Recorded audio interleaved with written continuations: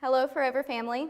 My name is Megan. I'm a strong believer in Jesus Christ, and I struggle with trust, control, anger, and codependency. Hello, Megan. Hello. If I'm being honest, I'm sure there are plenty other character defects I could add to the list, but for now, those are my frantic four. The four that send my emotional state from 0 to 60 instantaneously.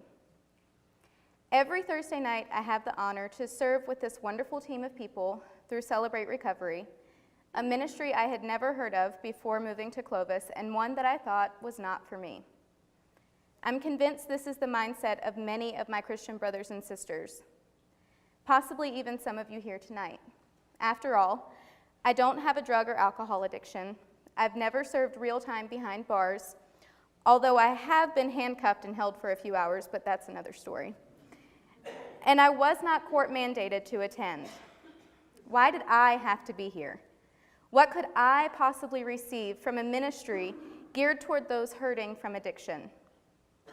That was my mindset until a year ago when my entire world was flipped upside down and all that I thought I knew was quickly shattering to the ground in the fiercest way imaginable.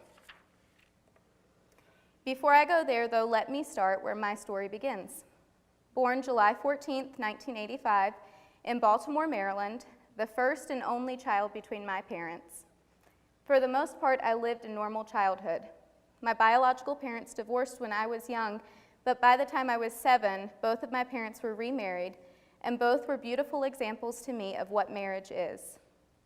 I was saved at 9 years old during a tent revival held by my childhood church in eastern North Carolina. I remember feeling an overwhelming sense of awe for God, clinging to all I could learn and yearning to know more. I attended church every night of the week for one reason or another. Drama team, choir, midweek service, youth group, prayer meetings. I was the girl at school borderline harassing her friends to come to church with her. My dad was the sound man, my mom taught Sunday school, and together they were the youth leaders. My mom would fill our family car to the max, picking up and dropping off friend after friend to attend youth meetings. I've witnessed friends come to know and love Jesus as a result of those unending invitations to church. Our house was like a halfway house for my friends.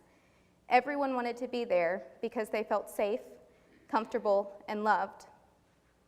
It was not long after this, though, not long after my family had become the family that everyone looked up to, that we were hit with a life-altering piece of news. Infidelity reared its ugly, unwelcomed head into my family and ripped us apart at every seam. It was a Saturday afternoon in June as my mom was making the final preparations for her best friend's wedding shower, when she found a folder full of receipts, cards, and pictures proving that my dad had been living a double life. A life he had led for years and successfully kept a secret. That day is one seared in my memory, still 16 years later. My mom was angry, my dad was embarrassed and heartbroken. My brother was young, but even he understood life would never be the same as we knew it. And I was a mix of all those emotions in one. Embarrassed that my family was no longer that family. Heartbroken for both my parents, for my brother, and especially for what I had always thought would be. Angry that I could no longer trust the one man in my life that I was supposed to have full trust in. My reality instantly became something I would have never imagined in my wildest dreams, and what once was would never be again, no matter how hard anyone tried. As a child, you place value in things you expect. You know you can count on them. They are your constant, your control in this experiment of life. You expect your parents to live happily until they're old and gray and too deaf to hear each other argue anymore. I never expected to hear we're getting a divorce. At the prime age of 15, this news rattled me to my core, and since the one thing I placed such high value in no longer existed, I decided everything I had ever been told was a lie. Out with my parents, out with church, out with living a moral life, out with God. To say I was hurt is an understatement. Over the following years, the girl I grew into is one I still have a difficult time reminiscing on. Sin began to fill my life until I was swimming in more sin than I ever truly knew existed. Lying, cheating, sneaking out, promiscuity, eventually stealing and dabbling in drugs and alcohol. Who had I become? Where had the girl who loved Christ and was filled with him gone? If the landing had been available to me, I would have been the prime candidate, hurt and hung up at such a young age. At 19, I moved from North Carolina to Tennessee. I needed a change, and I thought scenery would bring on the change I knew was necessary. Obviously, God should have been my first option. I should have ran back, ready to surrender to him, but a very large part of me bought into the lie that I had ran too far, that my sins were too big to be forgiven, and that God was furious with me for becoming this wretched, sin-filled person. So, keeping things in my control, I packed up and moved on, hoping I could, by my own accord, get over my lifestyle and just change. As it turns out, and as I'm sure you already know, I was wrong. It didn't take long until a boy came into my life, and not long after that, I was pregnant. Romans 8:28 reminds us that God works all things together for the good of those he has called. Even in my sin, and even in the sin of the boy I was quickly falling in love with, I believe God was working things for his good. Thankfully, that boy was also raised in church and knew God. We were both dealing with our hurts and in turn living in sin. Just because we sin does not mean we don't believe in God, but it's our belief in God and relationship with him that causes us to not want to live in sin anymore. It causes us to want to be better for him, because of him. It didn't take long until that boy and I decided one sin was enough, and our solution was marriage. A mere 5 months into knowing each other, just 2 days after my 20th birthday, we stood on the front porch of my mother's house and swore to love one another until death parted us. In almost 11 years, we've grown our family by 2 additional children, lived in 4 different states, and even had the privilege to spend 4 years in Italy. That boy is now an amazing man, serving in the Air Force, and is still just as handsome as the day I first laid eyes on him. Even in all of our joy, though, we've experienced plenty of hardship. That tends to happen when you marry young and add a baby to the mix shortly after you say, "I do." Our greatest trial came in February of last year, on the 10-year anniversary of our first date, when my husband walked out the door determined he was done with our marriage and making it work. If I'm being honest, I was done too. I was done pretending we were in love. I wanted to truly be in love again. As I watched my husband, the man I thought I would grow old and gray with until we could no longer hear each other, turn his back and leave our home, our children, and the years of memories we had made, I realized how far I truly was from God. It was the threat of divorce that made me realize how hurt and hung up I had been by my childhood. Watching my father disappoint our family and never healing from that pain, I spent 10 years making my husband pay for my father's sin. 10 years of distrust, 10 years of doubting his integrity, 10 years of questioning where he was or who he was with or what his intentions were. 10 years of thinking I knew better than him and treating him as less than the man he was. Again, if I'm being honest, he's the strongest man I know for putting up with such nonsense for an entire decade. Hearing him say, "I'm done," words I'll never forget, was the direct slap in the face I needed to see just how much pain I had caused him. Losing all control made me realize how controlling I had been. With nothing more to lose, I sought counseling, learned more about myself than I ever truly understood, and began to be honest with myself through the ministry of Celebrate Recovery. In the last year, I've been in the process of healing and recovery from those character defects that build such a huge wedge between my husband and I. I've learned just how much willpower I have, but even greater than that, I've learned just how strong I am when I'm being strengthened by the one who is all-powerful. When Chris said he was done with our marriage, I determined I was not. When he gave me a list of all the things that I needed to do in order for him to stay, I vowed to become the wife that God created me to be. When Chris said he no longer felt loved, I researched exactly what love was. It was as if I had received a terminal diagnosis, and my only hope was to change my lifestyle in order to save my marriage.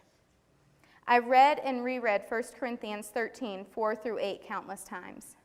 Love is patient. Love is kind. It does not envy. It does not boast. It is not proud. It does not dishonor others. It is not self-seeking. It is not easily angered, and it keeps no records of wrongs. Love does not delight in evil, but rejoices in the truth.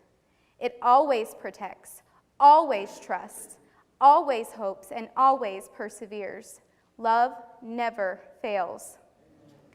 There were times I read this out of anger, literally crying out to God and begging for a husband who would genuinely love me. Why couldn't Chris be patient with me? Why had he kept a record of all the things I had done wrong? Why was he being so mean to me? Thankfully, those times were early in our trial and were short-lived. The more I prayed for God to change Chris, the more I realized I too needed to be changed. The more I cried out of frustration and hurt, the more God began to open my eyes to see just how unlovable I had become. And more importantly, how I was not loving Chris the way that God calls us to love. Please do not misunderstand me. I'm not giving my husband a free pass for surrendering to temptation and choosing to quit. And believe me when I say he lives with the pain and guilt from that decision daily. What I am saying, though, is our rock bottom came at the end of a long road traveled by two sinners. Choices I had made led to the choice he made. And no one sin is greater in the eyes of the Lord than the other. I had failed to follow the blueprint in 1 Corinthians, and in turn, I failed my marriage. It's easy to point out the faults in others, how they've failed us and caused us pain. We can play the blame game and pin our hurts, habits, and hang-ups on other people, but we forget to look closely in the mirror at the pain that we may have caused them. If I were to use 1 Corinthians as a checklist for myself as a wife, I shamefully would admit that there would not be a single check mark. Daily, I failed Chris in one way or another. I'm not always patient, especially when he has no sense of urgency and has to make a potty break one last time before we walk out the door. I have envied his position in the family as breadwinner, able to leave the house and children and go have adult conversation and a purpose outside of the home. I've dishonored him, even though I was just venting to my girlfriends about how he throws his laundry around, expecting me to be a maid. My words were not reflective of love nor honor. I certainly have not always trusted him, stemming from things that happened in my childhood and my parents' marriage, but causing him to pay the penance for their wrongdoings. For years, I kept a mental list of how I felt Chris was failing me, completely blinded to the very obvious truth that I too was failing him. We're not perfect, and more importantly, we're not called to be. Perfection this side of eternity is unrealistic. We are, however, called to live a life aligned with truth and biblical principles. We're called to cling to the Lord and search His Word daily to grow in our convictions. We're called to live by those convictions and draw others to Him. As a wife, I was not aligned in truth.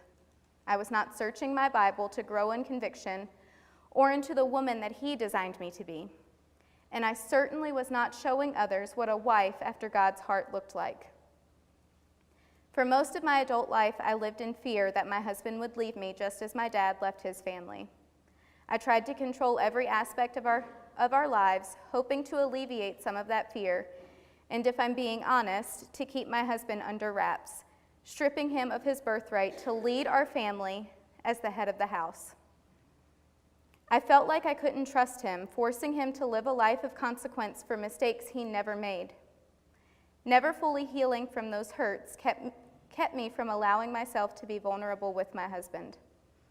Our marriage was not the blessing it's supposed to be, but instead it was full of fear, distrust, communication, and miscommunication and pain.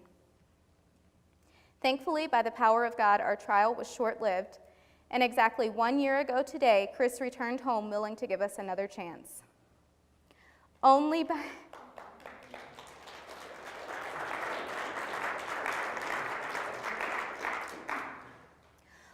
by the power of God, conviction of the Spirit, and honest evaluations with ourselves were we able to recommit to a life together.